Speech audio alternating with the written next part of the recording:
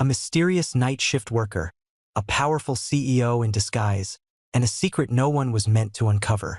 But when the truth finally surfaced, it shook an entire corporation to its core. What was this man hiding in the shadows? The Lin Sun Logistics Distribution Center on the outskirts of Denver was a place where daylight rarely mattered. Within its cavernous walls, the artificial glow of the lamps kept a permanent, dull light over endless rows of steel shelves, loaded with boxes and pallets. Forklifts hummed like giant insects, and the air carried the scent of oil, dust, and tired bodies. By day, the place was chaos. By night, it should have been still. But lately, whispers had crept through the staff lounges and break rooms. "Somebody's messin' with the equipment after hours," one forklift operator muttered to a colleague over stale coffee. "Saw a busted conveyor belt fixed clean overnight." Nobody reported it, though. And the spill behind Dock 6 last Friday? Cleaned spotless by morning. Another chimed in. It wasn't on the cleaning crew's log. Stories stacked on stories. Lights seen flickering in empty corridors. A shadowy figure moving between aisles after the night shift clocked out. The name attached to most of them? Brian Roberts. A man so unremarkable, most of the day crew didn't even realize he worked there. He was seen as someone who kept a low profile. Thin and young, he couldn't have been more than 30 years old. Wearing a faded company uniform and his identification badge turned backwards, and sometimes a safety vest. Didn't chat. Ate alone. Yet everywhere he passed, things quietly improved. A safety railing bolted tighter. A frayed cable replaced. Broken light switches mysteriously working again. When the reports finally reached Charles Linson's desk, he barely looked up from his financial projections. Charles was the kind of executive who measured human worth by productivity metrics and incident reports. Safety mattered only when it threatened margins. But something about these rumors gnawed at him. Why would a man fix things off the clock? Charles asked his operations manager one evening, his voice as cool as the leather chair he sat in. "No idea, sir. Maybe covering his own mistakes. Or someone else's." Charles leaned back, fingers steepled. "I don't like unknown variables. Find out what he's after." A week later, no one had anything concrete. Cameras in half the areas were outdated, and Brian had an uncanny knack for slipping past the rest unnoticed. So Charles made an uncharacteristic decision. One that shocked his own reflection in the mirror. He'd go down there himself. He pulled strings, arranged an alias, and by Thursday evening, Charles Linson ceased to exist, replaced by Manny Willis, a newly hired night supervisor, complete with steel-toed boots, a borrowed badge, and a clipboard. The warehouse at night had a different pulse. The hum of machines was softer, but the vastness of the place felt heavier, as if the darkness itself pressed down on the metal racks. Manny kept a low profile, doing what no CEO in his position would ordinarily consider, watching, listening, blending in. By midnight, he spotted Brian. The man moved like a ghost, gliding between workstations with quiet purpose. No wasted motion, no hesitation. He checked an unreported leak under a hydraulic press, then gathered tools from an abandoned maintenance station without logging it. Charles Manny followed at a distance, careful not to betray himself. Brian didn't notice. At 1:30 a.m., Brian entered the northwest storage wing, an area rarely used after hours. Instead of clocking out like the others, he unlocked a side maintenance closet with a key that no one was supposed to have. Curious, Charles edged closer. Inside, through a narrow gap in the door, he saw what looked like a makeshift command center. Clipboards lined the walls, each labeled with dates and locations. Handwritten notes about malfunctioning equipment, exposed wiring, even names of supervisors who ignored complaints. There were photographs too. Frayed cables, corroded supports, sharp metal edges where guards should have been. Charles's stomach tightened. This wasn't petty sabotage or a man covering mistakes. This was methodical, obsessive, someone tracking the company's sins. Brian sat at a dented metal desk, scribbling into a logbook, expression calm but grave. A battered photo frame stood by his elbow. Charles couldn't see the image. For a moment, the CEO in disguise felt something he didn't often entertain: unease. Who was this man? Why was he doing this in silence? And how much did he already know?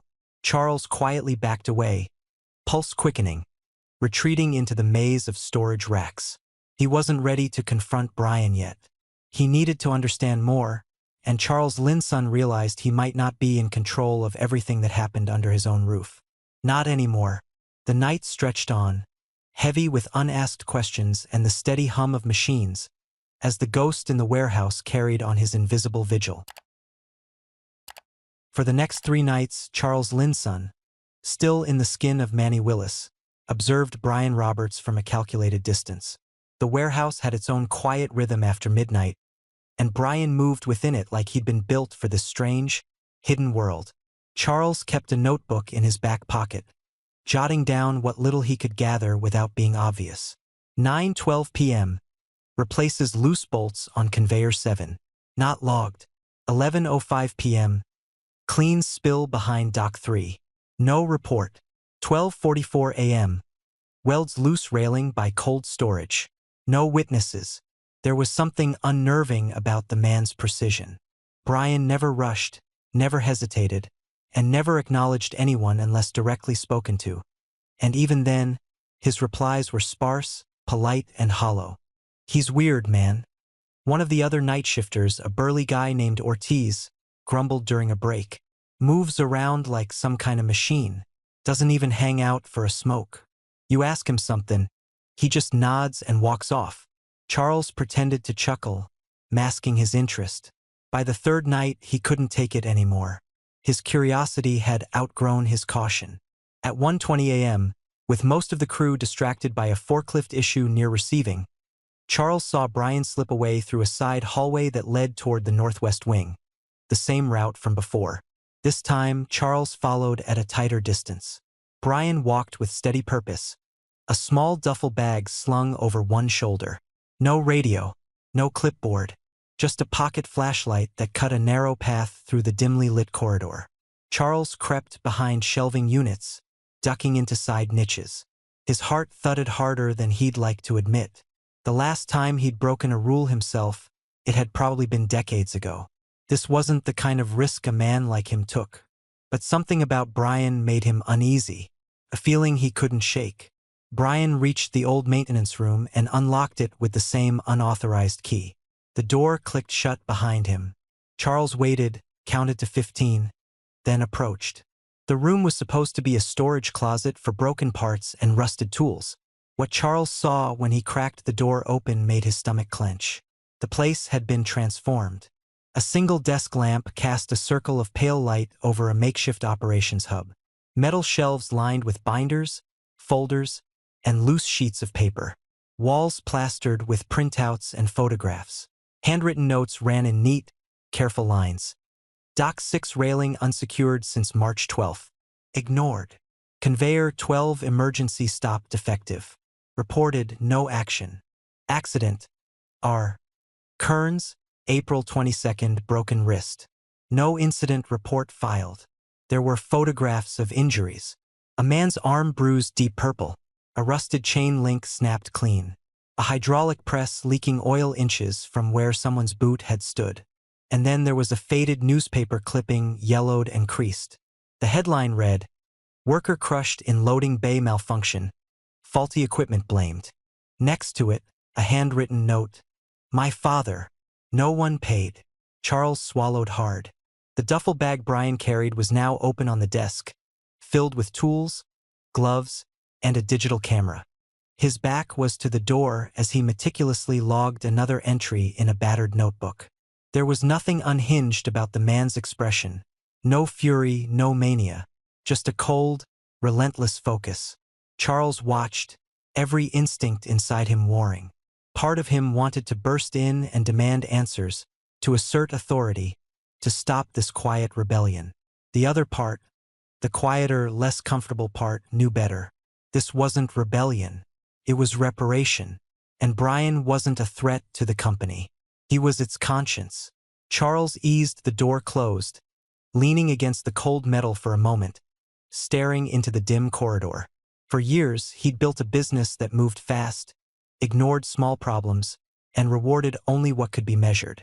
He'd known, in some distant way, that things fell through the cracks, that accidents happened. But those were numbers on reports. Lawsuits his legal team buried. Compensation checks signed without reading the details.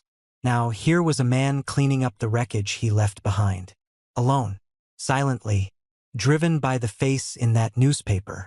By blood and memory. Charles straightened, the reality of it sinking like cold iron in his chest. He had come down here expecting a thief, a saboteur, maybe a lunatic. He'd found something worse. A man who cared. And cared enough to do it without recognition. That was a kind of threat Charles didn't know how to fight. He turned and walked away, the night stretching ahead of him, every familiar corner of his empire now feeling strange and unsteady. Brian Roberts kept working, unaware that someone had finally seen him. The next evening, Charles didn't put on the Manny Willis badge. He left it on the desk of the night office, next to a half-empty cup of stale coffee. He buttoned his jacket, stepped into the darkened warehouse, and sought out the one man he wasn't sure he had the right to face. The air was thick with the scent of machine oil and cold concrete. Forklifts hummed in the distance. Metal clattered somewhere near shipping. But here, in this quiet corner near the old loading bays, the world was still. Charles found Brian kneeling by a conveyor motor, carefully adjusting a loose belt. The man's face was half-lit by the flickering overhead bulb, his hands steady, his brow furrowed in concentration. For a moment, Charles simply watched, not as a CEO or a man hunting for secrets, but as a witness to something he'd spent his entire career pretending didn't exist. Brian felt the stare, and without turning, spoke. "Didn't expect to see you again." His voice was low, calm, neither surprised nor angry. Charles cleared his throat, the words catching somewhere between pride and shame. "I owe you a conversation." Brian finished his adjustment, tightened a bolt, wiped his hands on a rag. Only then did he look up. His eyes weren't accusing. They weren't bitter. They carried something far heavier. A patient, bone-deep exhaustion Charles recognized in himself on sleepless nights. "Sit down," Brian said, nodding toward an overturned crate. Charles did. They sat in silence, the warehouse breathing around them. "I saw the room," Charles admitted. His voice felt foreign, brittle. Brian didn't flinch. "Figured you would. People like you always do. Eventually." The words weren't said with venom. It was worse. It was resignation. Charles laced his fingers together. "Your father. He worked here." Brian gave a slow, hollow smile. "Foreman of Dock 6. 22 years. Loyal. The kind of man who brought his lunch in the same dented thermos every day and believed loyalty earned protection." He paused, staring down at his calloused hands. And then a chain broke. Machine he'd reported as faulty for months. Nobody fixed it. Nobody stopped the line. The chain snapped, cargo fell. Broke his back in 3 places. Charles felt a tightness in his chest, one he'd carried for years without naming. It wasn't just the story, it was that he could already guess how it ended. "No compensation," Brian continued quietly. "They buried the report, called it operator error. Let him go while he was still in a hospital bed. My mother, she begged them. But men like you don't listen when there's nothing to gain." Charles closed his eyes, the memory clawing its way forward. A vague recollection of a line item on a quarterly risk assessment. Incident Dock 6. Resolved. An executive meeting. Some chatter about liability. The legal department reassuring them it was handled. A settlement offer rejected. Family labeled uncooperative. Case dismissed. And then it vanished. He remembered, and God help him he hadn't cared. "I'm sorry," Charles said. Brian let out a long, humorless breath. "Don't need your apology." Charles looked at him, thinking seriously about this situation and what he would do next. He also thought about how Brian must have learned the business skills from his father, how to fix the machines, how to know different areas. He thought about what he owed them. "You stayed," Charles said quietly. "After everything." Brian shrugged. "Somebody had to. These people, they don't see the cracks until they fall through them." I couldn't stop what happened to him. But I can damn well make sure it doesn't happen to the next guy. The two men sat in that truth, heavy and raw. You kept records, Charles said. Why? Why not go to the papers? The authorities? Brian met his gaze. Because the story wouldn't be about the people here. It'd be about scandal, headlines, stocks dropping. The workers would get chewed up in the fallout, lose their jobs. Management would reshuffle and nothing would change. I don't want revenge, Mr. Lin's son. He hesitated, his voice low and steady. I want them safe. There was no theatrics in it. No grand speech. Just a man who'd carried too much, too long. Charles felt something give way inside him. A brittle piece of armor snapping. I built this place, he said. Made it efficient, profitable. Told myself that was enough. That as long as the numbers looked good, the rest would sort itself out. He swallowed, ashamed at how small the confession sounded. Brian didn't offer comfort. That wasn't his way. But his voice softened a fraction. I used to think my father was stupid for trusting this place, Brian murmured. Now I think, maybe he just hoped too hard. Another silence passed between them, but it was different now. Less a gulf, more a bridge barely forming. Charles exhaled slowly. I want to fix this. Brian raised a brow. Fix what? Me? The company? The past? The culture? Charles said. The things we let slide. The men we ignored. The mistakes we buried. Brian leaned back against the wall, studying him like a mechanic might study a cracked gear. You can't undo it, Brian said. I know, but you can stop pretending. Charles nodded, and it felt heavier than signing a contract or closing a deal ever had. The old loading bay clock struck 2. Somewhere a radio crackled. The night crew moved on. Charles stood. He offered a hand. For a long moment, Brian stared at it. Then, with a quiet sigh, he took it. Not as forgiveness, but maybe as permission. And Charles Linson didn't feel like the most powerful man in the room. 2 days later, the warehouse buzzed with a strange kind of anticipation. Word traveled fast in places like this, in half-whispers and sideways glances, rumors stacking on top of each other like crates in a forgotten corner. Something had changed, and everyone felt it, though no one could name it. That evening, the night shift gathered near Dock 3 under the pretense of a routine equipment check. In truth, it wasn't routine at all. Brian stood off to the side, leaning against a steel post, arms crossed, his face unreadable. He hadn't asked for this meeting. In fact, he tried to avoid it. But Charles Linson wasn't a man easily dissuaded anymore. The CEO stood beside the old maintenance clock, dressed not in the fine-tailored suit of a boardroom tyrant, but in simple work slacks and a button-down shirt with rolled-up sleeves. He held a stack of papers in one hand and a weathered folder in the other. When the shift bell rang, Charles stepped forward. The murmur died. I won't waste your time, Charles began, his voice carrying not with authority, but with something rarer, honesty. Most of you know me as the name on your paychecks, the guy on the quarterly reports. Truth is, I've spent more nights in corner offices than factory floors. And for a long time, I thought that was enough. A few men shifted. Some women folded their arms, skeptical. But no one left.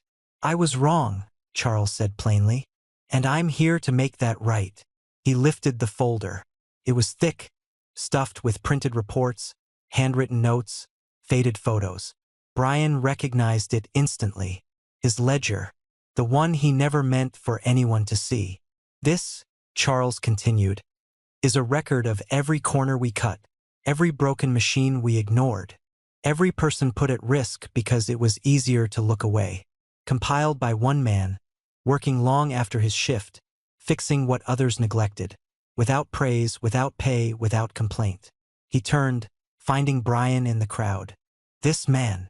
Heads swiveled. A few startled gasps.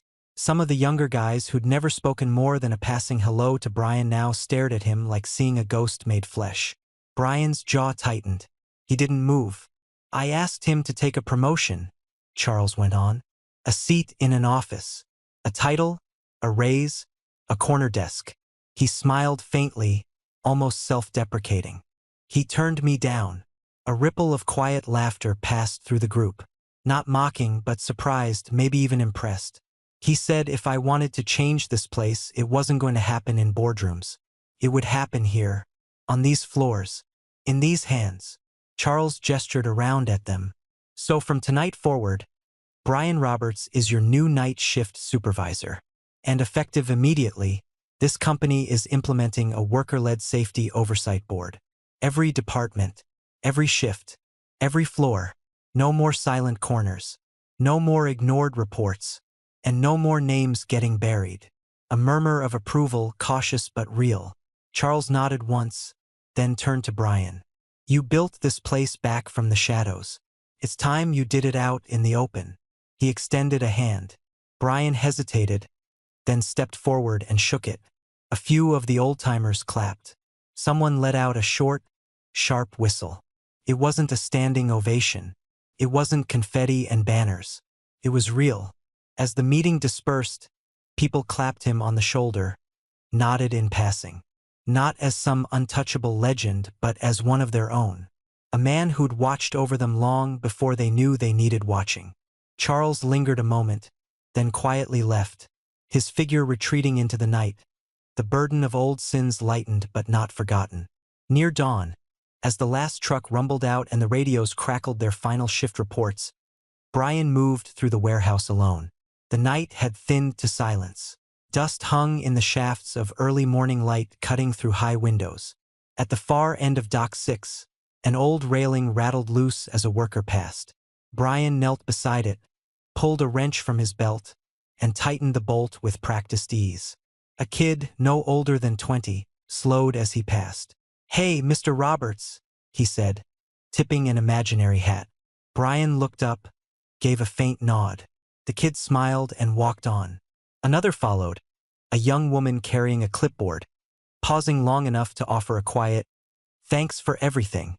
By the time the sun broke the horizon, the last of the night crew had gone, but their small acknowledgments lingered in the air like echoes. Brian wiped his hands, set the wrench back in his belt, and looked around the warehouse, his warehouse. And though no one else saw it, he smiled again. Not for recognition, but because at last someone was watching the cracks, and someone would be there to fix them. Not for glory, not for reward, but because it mattered, and always would. This story reminds us that true heroes rarely seek the spotlight. They work quietly, protecting others without expecting praise. What would you have done in Brian's place? Would you stay silent, or risk everything for change? Share your thoughts in the comments, and if you enjoyed this story, please don't forget to like, subscribe, and join us here at Embrace the Journey for more stories that move the heart and challenge the mind.